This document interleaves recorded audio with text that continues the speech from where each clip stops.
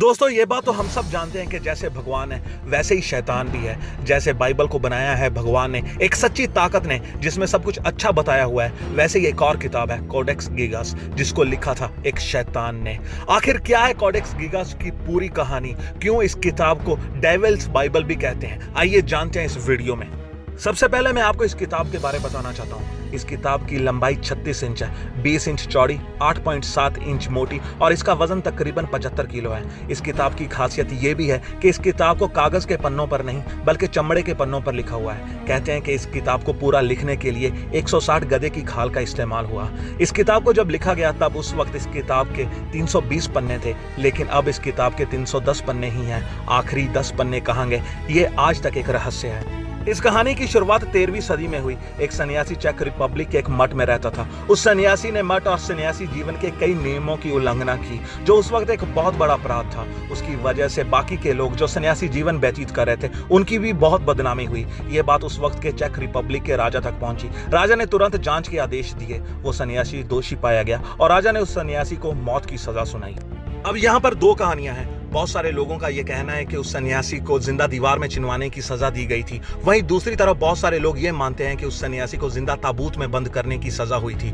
उस सन्यासी का मरना तय था। मौत से बचने के लिए उस सन्यासी ने राजा के सामने एक प्रस्ताव रखा। उसने राजा से कहा कि अगर वो उसकी जान बख्श दे तो वो एक ऐसी किताब लिखेगा जो पूरी मानव जाति की भलाई के लिए होगी। उस किताब से मठ का नाम पूरी दुनिया में रोशन होगा। वो किताब मठ के लिए बेमिसाल होगी। राजा उस सन्यासी की बात मान तो गया, लेकिन राजा की एक शर्त थी और वो ये कि उस सन्यासी को ये किताब सिर्फ एक रात में लिखनी होगी।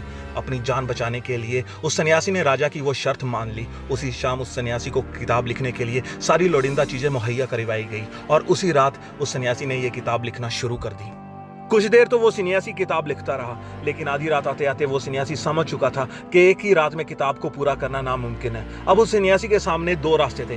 पहला ये कि वो एक ही रात में किताब को पूरा कर दे, जो कि नामुमकिन था। दूसरा रास्ता ये कि वो सुबह तक अपनी मौत का इंतजार करे, जिससे वो बचना चाहता था। इसलिए उस सन्यासी ने तीसरा रास्ता चुना। तकरीबन आधी रात के बाद उस सन्यासी ने पूजा पाठ की, लेकिन उसने ये पूजा पाठ किसी भगवान के लिए नहीं बल्कि एक शैतान के लिए की। जादू टोने से उसने एक शैतान को अपने पास बुलाया। उस सन्यासी ने उस शैतान से कहा कि अगर वो एक ही रात में उसकी किताब को पूरा कर दे तो वो सन्यासी उस शैतान को अपनी आत्मा हमेशा के लिए सौंप देगा।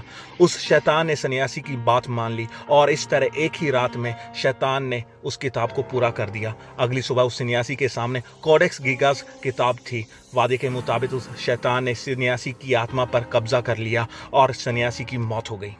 कुछ समय बाद जब राजा के सिपाही वहां पहुंचे, उन्होंने देखा कि वो सन्यासी मरा हुआ था। वहां पर एक किताब मौजूद थी जिसके पहले ही पन्ने पर एक शैतान की तस्वीर थी। जैसे ही वो सिपाही इस किताब को पढ़ने लगे, उनका दिमागी संतुलन बिगड़ गया। उन्हें उस किताब में लिखे हुए शब्द हवा में तैरते हुए, आग से सुलगते हुए नजर आने लगे और वो पागल हो गए। बाद में जब और सिपाही वहां पहुंचे, उन्होंने भी इस किताब को पढ़ने की कोशिश की, लेकिन वो भी पागल हो गए। इस किताब के चर्चे पहले दिन से ही होने लगे। ये बात उस वक्त जंगल में लगी आग की तरह फैली। लोग इस किताब को भूतिया किताब, श्रापित किताब बुलाने लगे। इस किताब पर सिर्फ शैतान ही नहीं बल्कि नर्क, स्वर्ग की भी तस्वीरें थी। हालांकि यह किताब अच्छाई और बुराई के बीच का फर्क बताती थी, लेकिन इस किताब में शैतान को बढ़िया बताया हुआ था। इसलिए लोग इस किताब को डेविल्स बाइबल कहने लगे।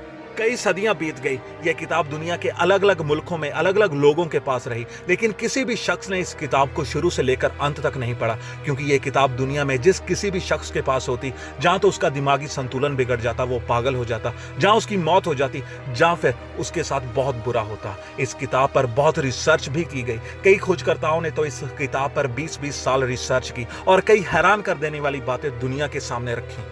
कई खोजकर्ताओं का यह कहना है कि इस किताब के पहले पन्ने के पहले शब्द से लेकर आखिरी पन्ने के आखिरी शब्द तक सिर्फ एक ही शख्स की हैंडराइटिंग है।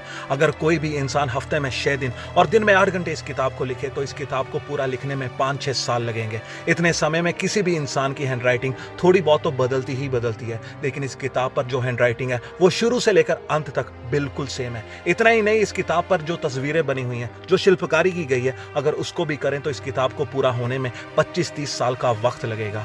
जो लोग आज भी शैतान और जादू टोने में विश्वास करते हैं, उनका तो यही मानना है कि इस किताब को किसी और ने नहीं बल्कि एक शैतान ने लिखा था। इस किताब को लिखने के पीछे उसका क्या उद्देश्य था, ये आज तक किसी को नहीं मालूम। तो दोस्तों ये थी पूरी कहानी कोडेक्स गीगास उर्फ डेविल्स बाइबल किताब की। ये किताब आज भी चेक रिपब्लिक की नेशनल लाइब्रेरी स्टॉकहोम में मौजूद है, लेकिन कोई भी इंसान इसको पढ़ने की हिम्मत नहीं करता। आप लोगों का इस किताब के बारे क्या विचार है, हमें कमेंट्स कर जरूर बताइए। हमारी वीडियो को लाइक करके शेयर कीजिए, हमारे चैनल को सब्सक्राइब करके बेल आइकन को हिट कीजिए ताकि हमारी नेक्स्ट वीडियो सीधा और सबसे पहले आप तक पहुंचे।